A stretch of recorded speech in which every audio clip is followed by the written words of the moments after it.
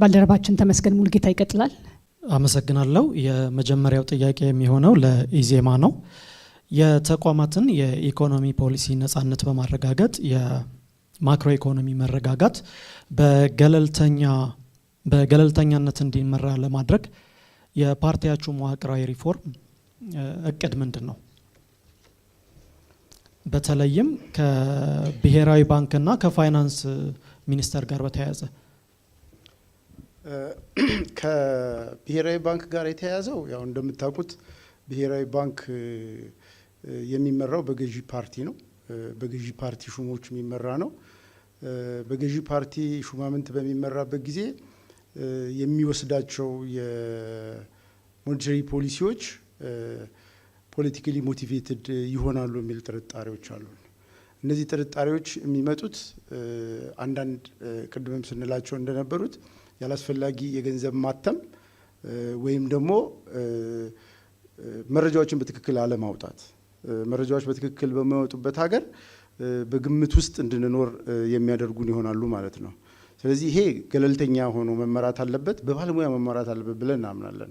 የገቨርነሩ ገለልተኛ መሆን አለበት ብለን እናምናለን። እናንተ ስልጣን ብትይዙ ብሔራዊ ባንክን እንዴት አድርጋችሁ ነው የምታደራጁት?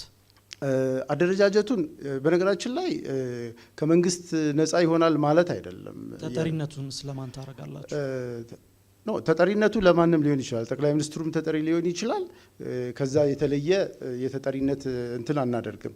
የሚጠራው ሰው ግን ፕሮፌሽናሊ ከፓርቲ ውግንና ገለልተኛ ሆኖ ፕሮፌሽናሊ ሰርቭ ያደርጋል የሚለው ነገር ነው ትልቁ ነገር የሚሆነው። እሱን ማድረግ በሚቻልበት ጊዜ ያው ቅድም ለማስረዳት እንደሞከርኩት ባንክም ታንክም የሱ ነው ሲባል ትልቁ ነገር ባንኩ የሱ ነው ሲባል ገንዘብ የማተብ ስልጣን አለው ማለት ነው መንግስት። ስለዚህ ያችን በደንብ ቁጥጥር የሚደረግበት ፕሮፌሽናሊ ያንን ስልጣኑን በአግባቡ የሚጠቀም ማለት ነው። የብሔራዊ ባንክ ገዢን አመራረጥስ በምን መልኩ ታደርጋላችሁ?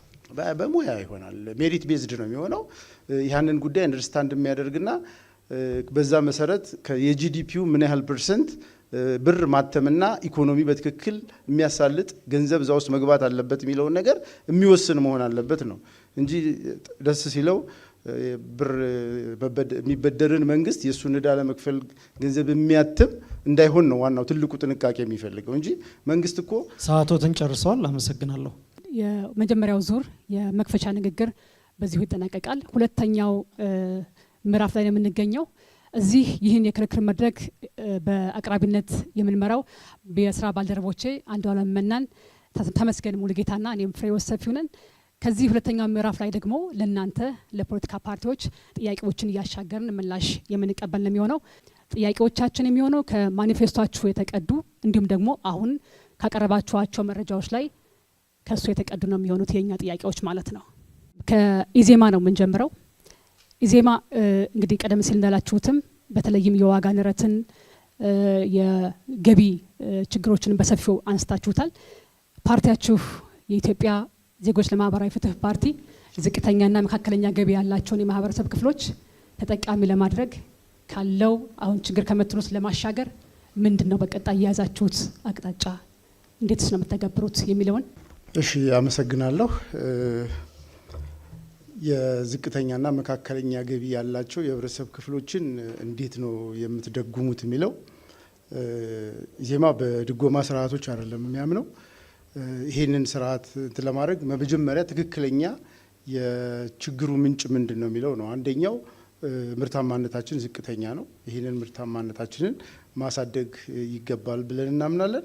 ሁለተኛውና ደግሞ ትልቁ የዋጋ ንረትን የሚያባብሰው ብለን የምናምነው የምንወስዳቸው የሞኔታሪ ፖሊሲ አካሎች በመሆናቸው ኢንፍሌሽኑን እያበዛው ያለው እሱ ስለሆነ እሱ ላይ የሚደረጉ ቁጥጥሮች የዋጋ ንረቱን ለመቀነስ በሚያስችል ሁኔታ ይቃኛሉ ብለን እናምናለን። ያው እንደሚታወቀው መንግስት የባንክም የታንክም ባለቤት ነው ተብሎ ስለሚታመን ገንዘብ የማተም ስራው የመንግስት ስለሆነ ያንን የሚያትማቸውን ገንዘቦች በተለያየ መንገድ በትክክሉ በአግባቡ ቁጥጥር ሲደረግበት የዋጋ ንረቱ ይወርዳል ብለን እናምናለን። በቅርቡ እንደምታዩት ስቲፍ የሆኑ የብሔራዊ ባንክ ቁጥጥሮች በሚኖሩበት ጊዜ ዋጋው እንዴት መረጋጋት እንደጀመረ ታያላችሁ። ስለዚህ ዋነኛው የዋጋ ንረትን አቀጣጣይ መንግስት ነው። ስለዚህ ይሄ የሚያቀጣጥለውን ማቆም አለበት ብለን እናምናለን። ግን በሱ ብቻ የሚቆም አይደለም። አንዱ ትልቁ የኢንፍሌሽን ትሪገር ከሰፕላይ ሳይድ የሚመጣው የምርቶች እጥረት ነው። ይሄ ደግሞ በማምረት ብቻ ነው የሚመለሰው ብለን እናምናለንና ምርታማነትን እናበረታታለን። ባጭሩ የዋጋ ንረትና ምርታማነትን እንዴት ነው የምትጨምሩት ነው ጥያቄ የነበረው። በአጭር ጊዜ ወይም ደግሞ የኢዜማ ስልጣን ቢይዝ ተገብረዋለሁ የሚለው ያፋጣኙ እርምጃው ምንድን ነው? ምርታማነትን መጨመር ነው። ምርታማነትን የምንጨምረው ለዚህ ጉዳይ የሚያስፈልጉትን የምታተኩሩባቸው ሴክተሮች ይኖራሉ። ሁሉም ሴክተሮች የፍጆታ እቃዎች በዋነኝነት ህብረተሰቡን አፌክት የሚያደርጉት የፍጆታ እቃዎች ስለሆኑ ግብርናን ጨምሮ እነሱ ናቸው ዋነኛ ሆነው የሚያገለግሉት። ኢዜማ በማኒፌስቶ ላይ የመንግስት ጣልቃ ገብነት በኢኮኖሚ ላይ ማለት ነው ውስን ነው ይላልና ይሄኛውን ስልጣን ብትይዙ እንዴት ነው የምተገብሩት? ባጭር ወይስ በረጅም ጊዜ? ኢዜማ በመንግስት ጣልቃ ገብነት ላይ ክሊር የሆኑ ኢሹዎች ናቸው ያሉት። ከህብረተሰቡ ጋር ውድድር ውስጥ አይገባም። ስለዚህ ውድድር ውስጥ አንገባም ነው። እነሱ የማይሸፈን ነገር ካለ ብቻ ነው። ሰዓትዎት ተጠናቋል። እናመሰግናለን። ወደ ብልጽግና ፓርቲ እናመራለን። ይህን ጥያቄ ያሻግራለሁ። በተለይም የመካከለኛ ዝቅተኛና መካከለኛ ገቢ ያላቸው የማህበረሰብ ክፍሎች አሁንም ብልጽግና ያልተሻገረው ፈተና እንደሆነ በተለያዩ መረጃዎችም ያሳያሉ። ቀጣይ መንግስት ብትሆኑ ይህን ለአንዴና ለመጨረሻ ጊዜ ለማስቀረት ያስቀመጣችሁት ስልት ምንድን ነው? እንዴት ነው የምተገብሩት? እንግዲህ እንደተባለው የመካከለኛና ዝቅተኛ ገቢ ያላቸው የህብረተሰብ ክፍሎች በተለይ በኢኮኖሚ ውስጥ በሚፈጠር የዋጋ ግሽበት ከዛ ጋር ተያይዞ በሚመጣ የኑሮ ውድነት ተጋላጭ ይሆናሉ።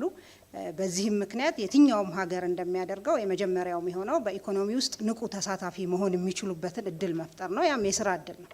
የስራ እድል ቋሚ ጥራት ያለው የስራ እድል የሚፈጥሩ በተለይ በብዝሃ ዘርፍ ብዝሃ ተዋናይና ብዝሃ ተጠቃሚ የኢኮኖሚ አቅጣጫችን በሁሉም አምራች ዘርፎች በተለይ ትኩረት የተሰጣቸው 5ቱ የኢኮኖሚ ዘርፎች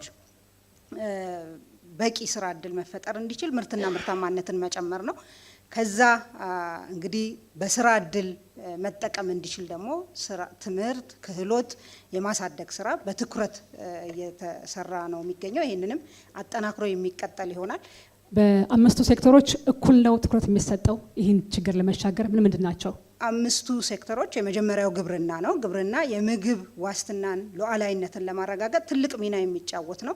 ቅድም ለምሳሌ ከኢዜማ ተፎካካሪ የተነሳው እድገቱ ጥራት የሌለው እና ከመንግስት ኢንቨስትመንት የመነጨ የሚለው ትልቁ የእድገታችን ምንጭ የግብርና ምርት ነው እና የግብርና ምርትን በማሳደግ ስራ እድልን የመፍጠር በዘርፉ የሚቀድም ዘርፍ የለም። ከ5ቱ ውስጥ የቅድሚያ ይህን ችግር ለመፍታት ኢትዮጵያ በሁሉም በ5ቱ ዘርፎች በማዕድን፣ በማኒፋክቸሪንግ፣ በቱሪዝም እና በዲጂታል ዘርፍ በቂ እምቅ አቅም ስላላት ያለብንን የልማት ጋፕ ማሳካትና ዴሊቨር ማድረግ እንድንችል ሁሉም ዘርፎች ላይ እኩል ትኩረት እንሰጣለን። እምቅ አቅም በቂ እምቅ አቅም አለን በዚህ ብለን እናምናለን። ባለፉት 8 ዓመታት የታየውም ያን ነው። ግብርናን አነቃቅተናል።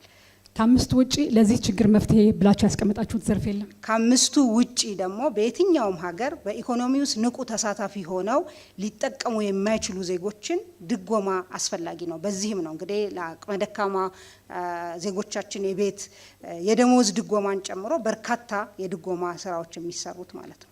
መልካም፣ የተመደበው ሰዓት አልቋል። እናመሰግናለን። ወደ ነጻነትና እኩልነት ፓርቲ አልፋለሁኝ። ዶክተር አብዱልቃድር ይህን ጥያቄ ነው የማነሳው። ነጻነትና እኩልነት ቀደም ሲል እንግዲህ የኑሮ ውድነት የስራ አጥነትንም ማህበረሰባችን ያጎበጠ ብላችሁ ገልጻችሁታል መግቢያ ላይ።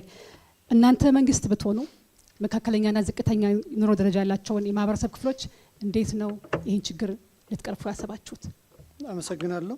ነጻነትና እኩልነት ፓርቲ በ7ኛው ጠቅላላ ምርጫ ሲወዳደርና መንግስት ለመሆን ሲያቅድ የሀገሪቱ ውስጥ ያሉ አጠቃላይ ችግሮች በተለይ ደግሞ የኢኮኖሚ ችግሩን ለመፍታት ዝርዝር እቅዶችን፣ ጥናቶችን አካሂዷል። በዚህ መሰረት ኢኮኖሚያችን አሁን ካለበት ውስብስብ ችግር ለማውጣት አጠቃላይ ብለን ያስቀመጥናቸው መፍትሄዎች አሉ። ስፔሲፊክ እና ሴክተር ተኮር የሆኑ መፍትሄዎች አሉ። አጠቃላይ የኢትዮጵያ ችግር መፍትሄ ነው ብለን የምናስበው ኢትዮጵያ ውስጥ ሰላምና መረጋጋትን ማምጣት ነው። ጦርነት ባለበት፣ ግጭት ባለበት ሀገር ውስጥ ኢኮኖሚም ሆነ ማህበራዊ ችግሮቻችንን መፍታት አንችልም። ኢትዮጵያ አሁን ላለችበት ችግር የመጀመሪያው ብለን የምናስበው በየአካባቢው ያሉ ግጭቶች ናቸው። ግጭት ሲኖር ማምረት አይቻልም፣ የተመረተን ምርት ማንቀሳቀስ አይቻልም። ስፔሲፊክ ዘርፍ ተኮር የሆኑ መፍትሄዎቻችን የአጭር የመካከለኛና የረጅም ጊዜ መፍትሄዎች አስቀምጠናል። ከዚህ ውስጥ ከማክሮ ኢኮኖሚ ጋር በተያያዘ የመጀመሪያው የስራ እድል መፍጠር ነው። ሁለተኛ ኢንፍሌሽኑን መቆጣጠር ነው። ይሄንን ለማድረግ ስራ እድል ሊፈጥሩ የሚችሉ ብለን የለየናቸው ሴክተሮች ሁለት ናቸው። አንደኛው ግብርና ነው፣ በተለይ ደግሞ የአግሮ ኢንዱስትሪ ነው። ሁለተኛ ማኒፋክቸሪንግ ሴክተሩ ነው። አሁን እንደሚታወቀው ለጂዲፒው ካላቸው ኮንትሪቢሽን አንጻር ሰርቪስ ሴክተሩ ወደ 40% አድጓል።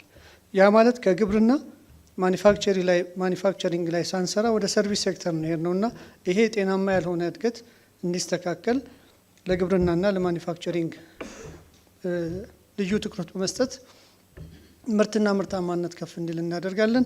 በዚህም የስራ እድል እንፈጥራለን፣ የዋጋ ንረቱን እንቆጣጠራለን ብለን እናስባለን። ከዚህ ጋር ተያይዞ የታክስ ፖሊሲ ማሻሻል የታክስ ፖሊሲያችን የድሃውን የሚጠቅም ሰዓቱ ተጠናቋል። እናመሰግናለን ይሆናል። ወደ ህዳሴ ፓርቲ ነው የምናልፈው። ህዳሴ ፓርቲም እንዲሁ በቀጣይ መንግስት ብትሆኑ ዝቅተኛና መካከለኛ ገቢ ያላቸውን የማህበረሰብ ክፍሎች የኑሮ ደረጃ እንዴት ነው የምታሻሽሉት? በዚህ ላይ ለቀጣይ ያስቀመጣችሁት የቅርብ መካከለኛ የሩቅ ብላችሁ ስልቶች ካሏችሁ ይንገሩን። አመሰግናለሁ። እንግዲህ በሶስት ነገሮች ማየት እንችላለን። የመጀመሪያው የዚህ በዋናነት የኑሮ ውድነትን ይቀንሳሉ ተብሎ የሚታሰቡትን በርካታ መንገዶችን መከተል ነው። አንዱ አማራጭ በተለይ ስራ እድል መፍጠር ነው። በተለይ እንደሚታወቀው አብዛኛው የኛ እንደ ሀገራችን ኦልሞስት አብዛኛው የማህበረሰብ ክፍል ወጣት ክፍል ነው። ለዛ ምቹ ሁኔታዎችን መፍጠር ነው። እንግዲህ በዛ ውስጥ እናደርግ እንግዲህ ምናልባት ከሌሎቹ ትንሽ እኛ አብዛኛው እነዚህ 5 ሴክተሮች ቢኖሩም ግን ግብርና ላይ ኢንዱስትሪ ላይ መሰረት አድርገን ነው የምንሰራው። ምክንያቱም ኢንዱስትሪ መርህ የሆነ ፖሊሲ ነው እንዲሆን የሚችለው። ግብርና ላይ አብዛኛውን የሰው ኃይል ያሰማራል። ግብርና ላይ አሁን ብልጽግና ፓርቲ ከሚተገብረው በተሻለ እንተገብረዋለን መልኩ ነው የምንሰራው ብለን ነው የምናስበው። አሁን ያሉትን ደግሞ ኢንዱስትሪዎች ያተናቸው ከሆነ በተለይ ማኑፋክቸሪንግ ኢንዱስትሪዎች ናቸው። ጨርቃ ጨርቆች፣ የተለያዩ የሂውማን ሪሶርስ የሚሸከማል ተብሎ የሚታሰቡ በርካታ ሴክተሮች አሉ። እነዛ ላይ የስራ እድል መፍጠር በዋናነት የምንሰራቸው ናቸው የሚሆኑት። ከዛ ባሻገር የዋጋ ንረትን የሚያባብሱ ተብሎ የሚታሰቡ ደግሞ አሉ።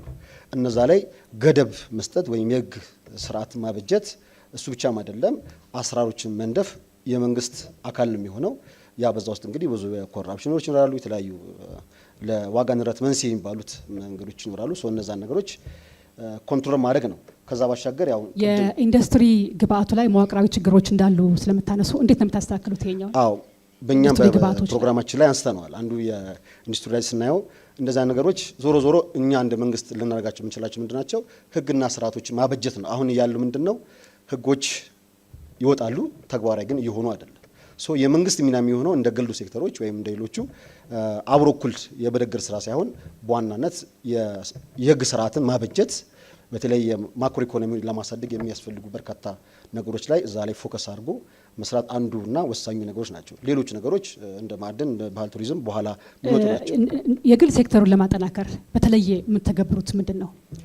ለዛ ምቹ የሆኑ ፖሊሲዎች መንደፍ ነው። በተለይ በኢኮኖሚ ደረጃ ላይ ምቹ የሆኑት ሲባል መንግስት እንደ መንግስት አሰራር ነው የሚዘረጋው። በዛ በአሰራር ውስጥ ደግሞ የሚሳተፉትን ደግሞ ተዋናይ የሆኑትን የግል ባለሀብቶችን ከውጭም ከሀገር ውስጥ የሚሳተፉት ለነሱ አሰራሮችን መዘርጋት። እናመሰግናለን። ሰዓቱ ተጠናቋል። አስከትለን እንግዲህ እዚህ ያሉ የሙያ ባልደረቦቼ ጥያቄዎችን ያሻግራሉ። ከአንዱ አለም መናን እንጀምራለን። አመሰግናለሁ። ክቡራትና ክቡራን ፓርቲዎች፣ የመጀመሪያው የምጠይቀው በቅደም ተከተል ኢዜማን ነው። በመግቢያችሁ ላይ በተለይም በስራ እድል ፈጠራ ኢኮኖሚው ዝቅተኛ መጠን አስመዝግቧል ብላችኋል። ከስራ እድል ፈጠራ አንጻር ይህን በምን አይነት ፖሊሲ ነው የስራ እድል ልትፈጥሩለት የምትችሉት አሁን ካለው የህዝብ ቁጥርና የስራ አጥነት አንጻር? የስራ እድል መፍጠር የመንግስት ብቻ ሚና አድርገን አይደለም የምንወስደው። ፕራይቬት ሴክተሩን እናበረታታለን። ፕራይቬት ሴክተሩ የሚፈጥራቸው ቢዝነሶች ናቸው የስራ እድል የሚፈጥሩት። በዋነኝነት እኛ ጋር አገር አሉ የሚባሉት ስራዎች ሁሉ አንደር ኢምፕሎይድ ናቸው ብለን እናምናለን። በተለይ የከተሜነትን በማበረታታት በከተማ ውስጥ የሚፈጠሩ አገልግሎትም አሁንም ከዚህ በላይ መኖር አለበት ብለን እናምናለን። ሌሎችም ሴክተሮች ናቸው። ግብርና ውስጥ ያለውን ኢምፕሎይመንት እንዳውም ወደ ሌላ ሽፍት መደረግ አለበት ብለን። ስለዚህ በየአመቱ እቅድ የላችሁም ይሄኛውን በየአመቱ እንደዚህ አይነት ስራዎች እንፈጥራለን የሚል? ሁሉም ሴክተሮች የስራ እድል ይፈጥራሉ ብለን ነው የምናምነው። ሴክተሮቹ አንደኛ ቅድም ሲባል እንደነበረው አንዱ ካንዱ በሚቀድም ሳይሆን ኢንተግሬትድ ሆኖ ተመጋግበው የሚያደርጉት ኢንተራክሽን የስራ እድል የሚፈጥረው ብለን ነው የምናምነው። ስለዚህ ለግሉ ዘርፍ የምታደርጉት ማበረታቻ ምንድን ነው? በዚህ ዘርፍ ስራ እድል የምትፈጥሩ? የግሉ ዘርፍ ምቹ ሁኔታ እንዲፈጠርለት ነው የምናደርገው። ምን አይነት ምቹ ሁኔታ? ያ ምቹ ሁኔታ ማለት አንደኛው ታክስ ሆሊዴይ ሊሆን ይችላል። ሌሎች የንግድ ማህበረሰቡን እያደናቀፉ ያሉ የአሰራር ስርዓቶች በሙሉ ዱይንግ ቢዝነስ ኢንዴክስ የምንላቸው ኢትዮጵያ ብዙ እየሞከረች የማይሳኩላት ስራዎች በሙሉ እንዲስተካከሉ እናደርጋለን። እነሱ ታክስን በሚመለከት ምን አይነት ማበረታቻዎች ወይም ፖሊሲዎች ልትከተሉ ትችላላችሁ? ታክስን በሚመለከት አንዱና ትልቁ የምናደርገው ነገር ታክስ ከፋዮችን እናከብራለን። ስለዚህ እንዳለ ይቀጥላል። አሁን ያለው እንዳለ አይቀጥልም። መስተካከል ያለበት ይስተካከላል። ያለባቸው አሉ።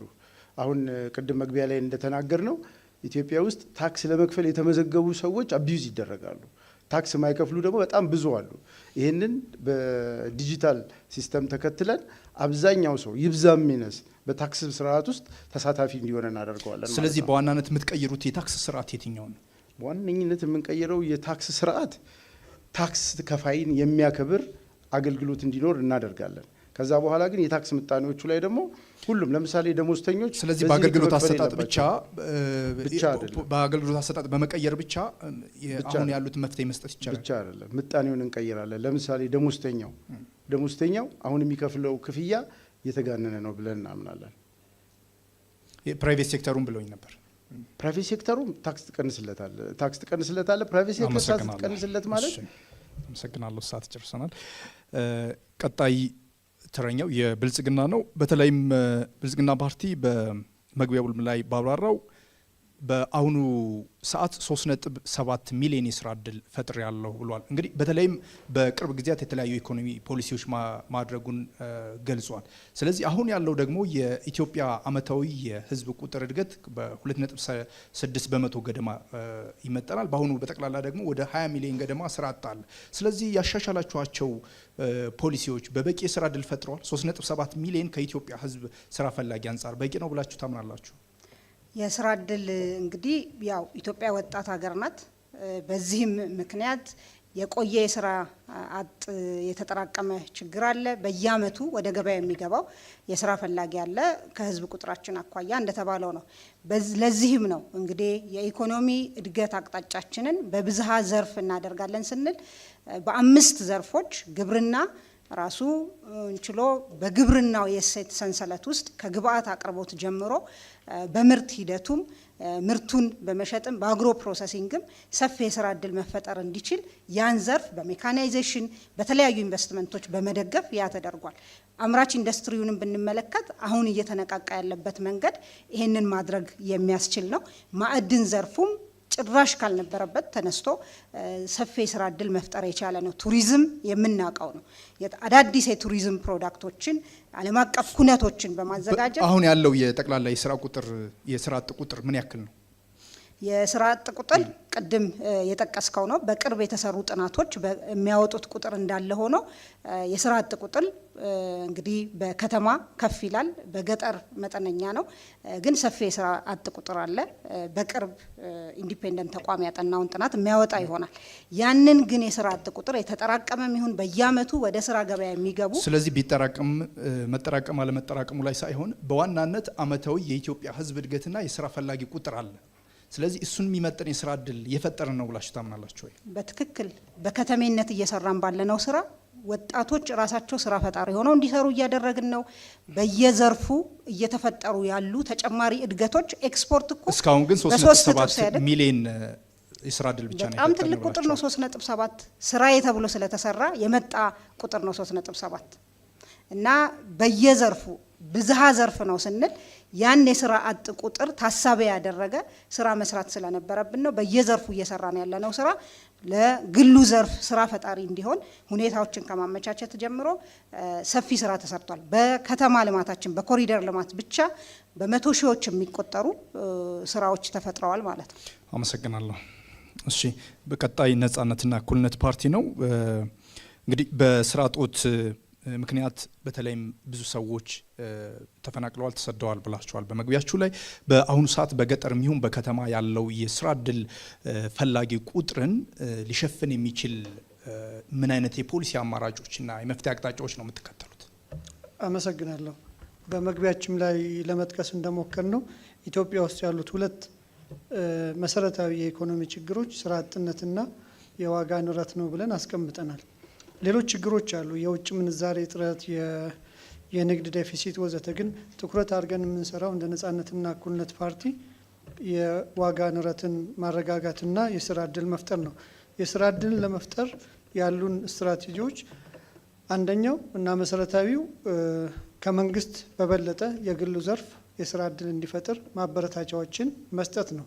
የግሉ ዘርፍ በገጠርም ሆነ በከተማ በግብርና በኢንዱስትሪና በሰርቪስ ሴክተር ላይ ተሳትፎ እንዲኖረው ማድረግ ነው። አሁን ባለን አረዳድ ብልጽግና። ስለዚህ በግሉ ዘርፍ በዚህ ፖሊሲ ላይ ለግሉ ዘርፍ ምን አይነት ማበረታቻ ችግሮቹን ልጨርስና አሁን ላይ መንግስት እንደሚገልጸው የአንኢምፕሎይመንት ሬት 3 ወይ 4% አይደለም። በተለይ አብዛኞቹ ወጣቶች ናቸው። ይሄ ደግሞ ውስብስብ ማህበራዊና ኢኮኖሚያዊ ችግሮችን ይፈጥራል። ይህን ችግር ለመፍጠር ለፕራይቬት ሴክተሩ ቅድሚያ በመስጠት ምቹ የፖሊሲ አማራጮችን በማዘጋጀትና በዋናነት የክሬዲት አቬይላቢሊቲ መንግስት አሁን ላይ ከፍተኛውን ብድር የሚወስደው ከግልም ሆነ ከመንግስት ባንኮች መንግስት ነው። ለፕራይቬት ሴክተሩ ቅድሚያ እንዲያገኝ እናደርጋለን። የስሞልና ሚዲየም ኢንተርፕራይዞችን እናበረታታለን፣ እንደግፋለን። ስለዚህ ምን አይነት ማበረታቻዎች ነው የምታደርጉት ለግሉ ዘርፍ? የታክስ ሪሊፍ አንዱ ነው። የቢዝነስ ዱይንግ ኢንዴክሱን ማሻሻል፣ ፈጣን አገልግሎት መስጠት፣ የመሬትና የብድር አገልግሎቱን ማሻሻል ከምንወስዳቸው ማሻሻያዎች መካከል ይሆናሉ። አመሰግናለሁ። በቀጣይ ህዳሴ ፓርቲ እንግዲህ በተለይም በዋናነት የሰዎችን የፈጠራ አቅም ያስቀደመ የስራ ፈጠራን እንጠቀማለን ብላችኋል።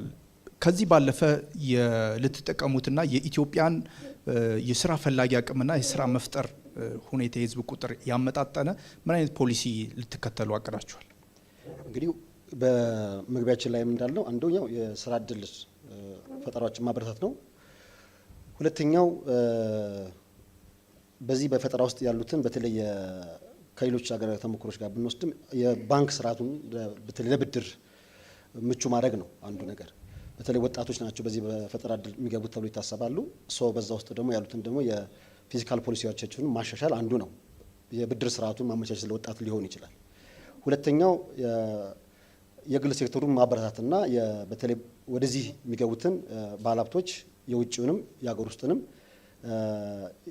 በተለይ ከታክስ ስርዓቱ ጋር ተያይዞ ምቹ አሰራር መዘርጋት ነው። እሱ ብቻም አይደለም፣ የሀገር ውስጥ የምንበለው የውጭ ባለሀብቶች በጣምራ የሚሰሩበትን ስርዓት በመዘርጋት የስራ እድል ፈጠራን። ስለዚህ በየአመቱ ምን ያክል የስራ እድል ትፈጥራላችሁ? እንግዲህ አሁን እንግዲህ ባለው ኮንዲሽን ኦልሞስት ቅድም አንተ የጠቀስኩት ዳታ አለ፣ የስራ እድል ቁጥር ዳታ አለ። እሱ ምንሽ ወስደን እንግዲህ ኦን አቨሬጅ ቢያንስ ከ50% በላይ ባይሆንም ቢያንስ 30 እና 40% የሚሉትን በዚህ በስራ እድል ፈጠራ ውስጥ ይሆናል። በተለይ ቅድም እንዳልኩት የግብርናና ኢንዱስትሪ አብዛኛው የሰው ኃይል የሚሸከሙትን። ስለዚህ በቂ የስራ እድል አሁን ካለው ፍላጎት አይፈጥርም ማለት ነው? ይኖራል ተብሎ ሳይሆን ግዴታም ነው። አብዛኛው የሚሰራ የሰው ኃይል ነው እዛ ውስጥ ያለው። ስለዚህ በተለይ ግብርና ላይ እና ኢንዱስትሪ ላይ በስፋት ይህን የሰው ኃይል መሸከም ስለሚችሉ ለነዛ ምቹ መደላደሎችን፣ ምቹ ሁኔታዎችን መፍጠር ያስፈልጋል። ይህ ነው አንዱ የሚሆነው።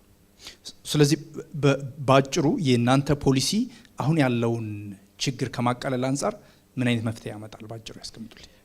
ባጭሩ የመጀመሪያው እንግዲህ በሶስት መልኩ እንዳይሆን ይችላል። የአጭር የመካከለኛና የረዥም ብለን ነው የምናስባቸው። የአጭሩ አሁን ከረንትሊ አትሊስት ድህነትን የሚቀንሱ ተብሎ የሚታሰቡትን ስሞል ኢንዱስትሪዎች ሊኖሩ ይችላሉ፣ አነስተኛ ማህበራት ሊኖሩ ይችላሉ። እነዛ ላይ በስፋት የሰው ኃይል ማሰማራት ነው። በሂደት ደግሞ ከዛ ከስሞል ኢንዱስትሪ ወደ መካከለኛው የሚሄዱበት የሚሻገሩበትን አሰራርና በኋላ ደግሞ ወደ ዘላቂነት ችግር የሚፈታ ብለን የምናስባቸው ላይ በስፋት የምንሰራበት ይኖራል። አመሰግናለሁ። ቀጣዩ ጥያቄ የሚሆነው ለብልጽግና ነው።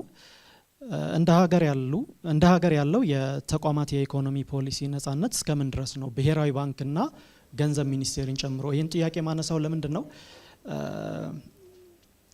ለምሳሌ ሀገር በቀል የኢኮኖሚ ማሻሻያ ተብሎ ነገር ግን ማሻሻያው ከውጭ የገንዘብ ተቋማት ነው የተቀዳው የሚሉ አስተያየቶች ይነሳሉና እዚህ ላይ ምን ይላሉ? እሺ፣ አመሰግናለሁ።